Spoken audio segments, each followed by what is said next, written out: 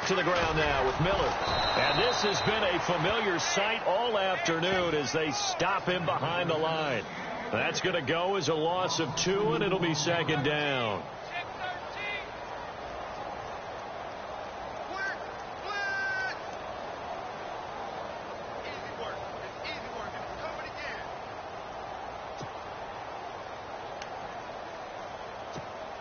And the offense will be looking to get at least some of this yardage back here. It's 2nd and 12. No. Check. Patriot. Right, here we go. Boom, landed. Back.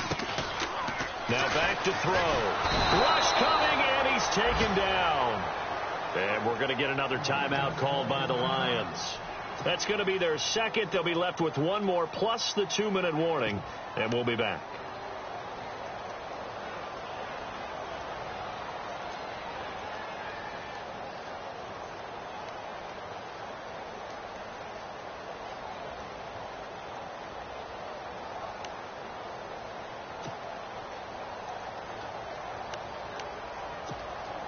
And now they're looking for 19 yards here on 3rd down following 2 negative plays. And they're going to go soft on the corners.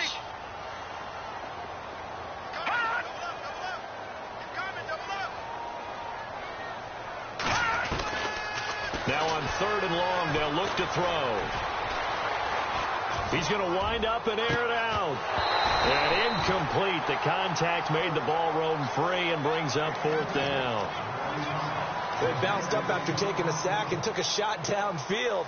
I think a lot of us thought maybe he'd run draw in that situation. Instead, tried to get all back in one play. Yeah, 3rd and long. Thought he needed the deep pass. Couldn't connect it. Maybe he was hoping for a penalty downfield to give them the yardage they needed.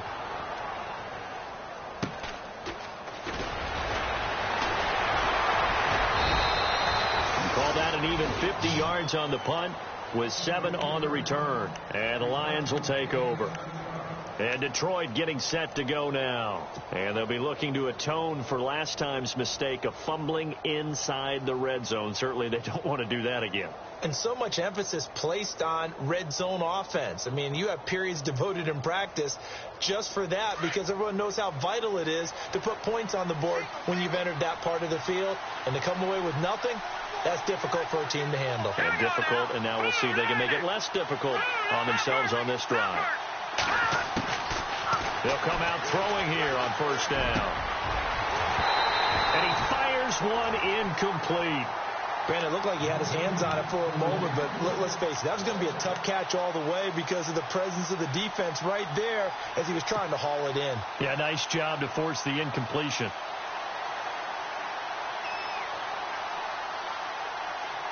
Second down following the incompletion.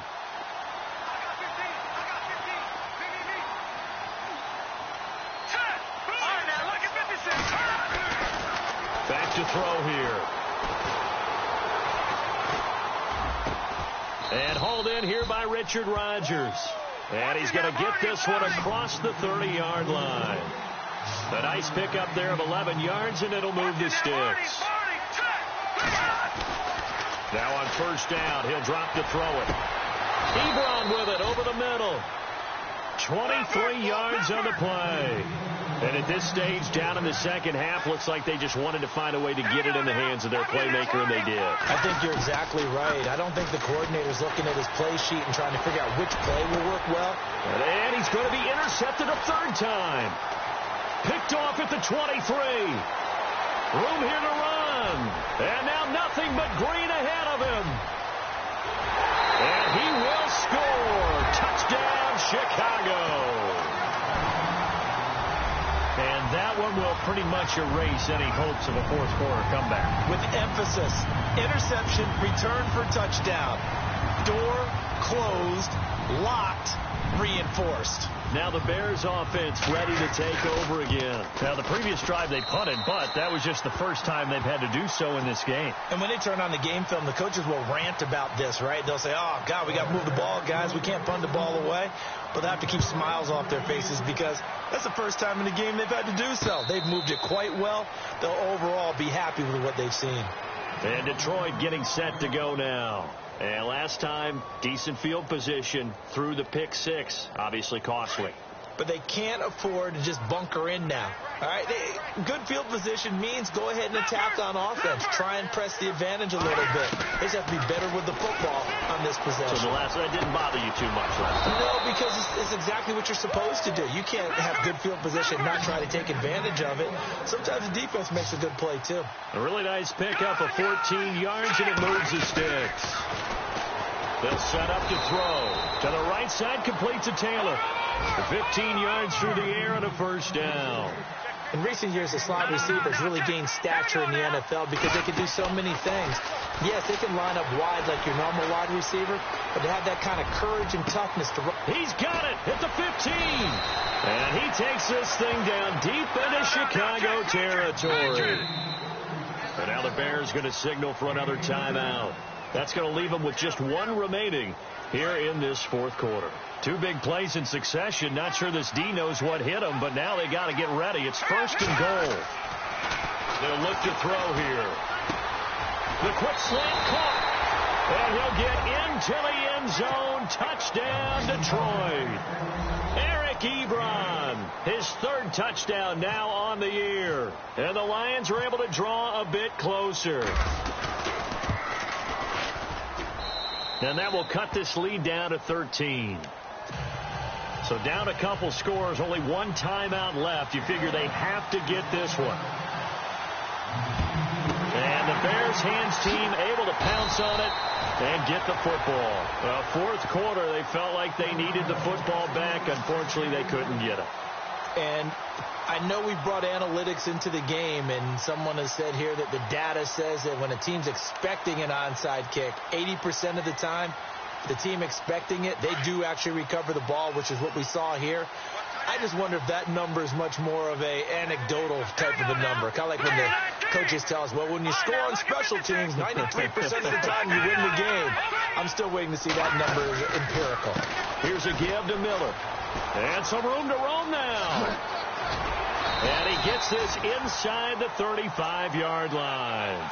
Give him 12 yards on that one. It earns him a fresh set of downs. Do my eyes deceive me, or is he getting stronger as this game moves along? Burst seems just as good here in the fourth as it was way back in the first, doesn't it? I do believe someone put a lot of time in the offseason and continues to condition during the season in order to continue to carry the ball at this rate. They don't need to run another play here before the 2-minute warning. Let's see if they do it anyway.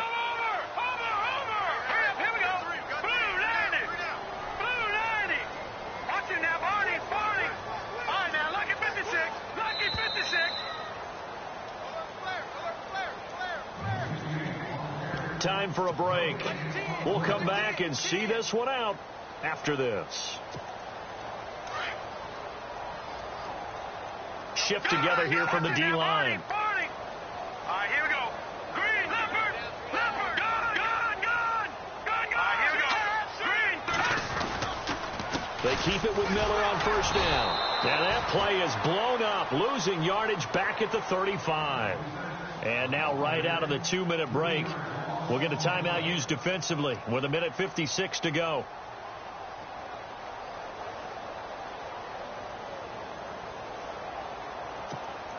Second down, offense behind the sticks here. 2nd and 13. Here we go now. Green. That one looks like he'll throw here. He's going to let this one go deep. And that is caught. Touchdown, Bears. They were still throwing with a comfortable lead here late, and now that lead even more comfortable. And your first thought is there bad blood that went into this one ahead of time, that maybe they're seeking some revenge or they just don't like them? But the other thing that always hits me is, are they worried about playoff positioning? Right? Are they worried about, do you need enough points in case there's a tiebreaker that comes into play later? Here's Prater now set to kick it away. That's fielded in the end zone. And Detroit getting set to go now. They're down big here late. I don't know. You just one last drive here for pride? Some people like to do that. I remember playing for a guy once. We were down huge, and someone said, "Coach, what do you want to call?" He just waved a hand like, "Who cares? Let's get out of here and do something some other time." But some teams like to do something at the end to feel a little bit better as they continue to move forward. Yeah, probably just want to put this one behind them. Now in desperation, and his pass is intercepted for the 4th time today. Picked off at the 40. And the return stops just a few yards shy of midfield. They'll spot the ball at the 47-yard line. Charles, whatever's going on between his ears right now, it's just not completely calculated correctly. 7 picks between last week and this week after that one. And they always say the most important part of a player is those 6 inches between the ears. But right now, it's all those interceptions that are going on. So whoever his trusted confidant is on the sidelines, I don't know if it's the offensive coordinator, the quarterback's coach, maybe the backup quarterback, that's who he needs to get with now and get himself calm.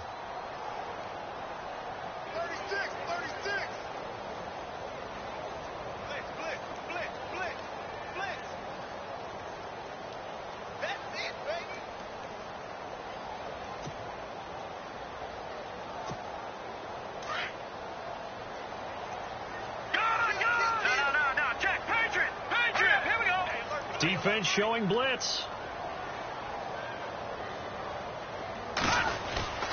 They'll run it again with Miller. And this has been a familiar sight all afternoon as they stop him behind the line. They'll lose a yard, and it brings up 3rd. Charles, why didn't they just take the knee there? You're asking the question that I'm asking as well, because we've seen a lot of football where coaches decide maybe they get a little greedy. I don't know if they're doing it for stats or for what reason. We've seen it happen in college, and we have it in the NFL. The miracle of the Meadowlands. All they had to do was take a knee, and the game was over. The Giants ran it one more time. Ball popped free. Philadelphia picks it up and wins the game. What year was that? 1978. I think it was in November. He's got to be kicking himself right there. His team's already picked off 2 passes. That would have been the 3rd in the game. And, boy, they've really played well attacking the football. He gets this one away, and, boy, it's another boomer. That's a 49-yard punt, 8, though, on the return. And the Lions are going to take over with a long field ahead and a 1st and 10. They're in the 4th quarter in Denver. Now, you saw the score at the bottom of your screen a moment ago. We got a good one going on there. A win would be their 2nd on the young season.